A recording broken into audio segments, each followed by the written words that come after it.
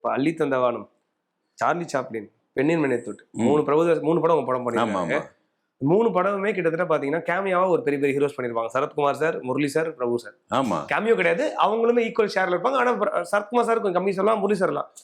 பிரபு sir வந்து ஈக்குவலா 2 பேருமே டபுள் ஹீரோ சப்ஜெக்ட் மாதிரி இருக்கும். ஆமா. 3 படத்துலயுமே இந்த 2 ஹீரோ எப்படி அது நடந்தது?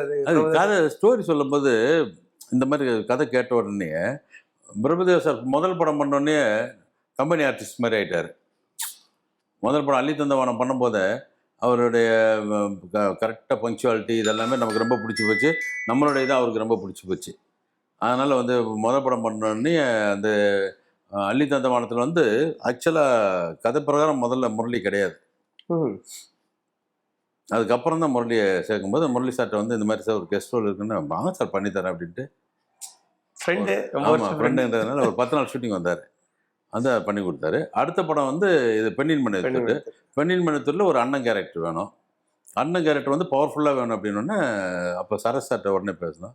அவரும் அதே தான் உடனே வாங்க சார் அப்படின்னு சொல்லி பேசணும் சரஸ் சார் அண்ணன் கேரக்டருக்கு ஒத்துக்கிட்டாங்க. அவர் வந்து ஒரு 20 நாள் பண்ணாங்க சரஸ் சார்.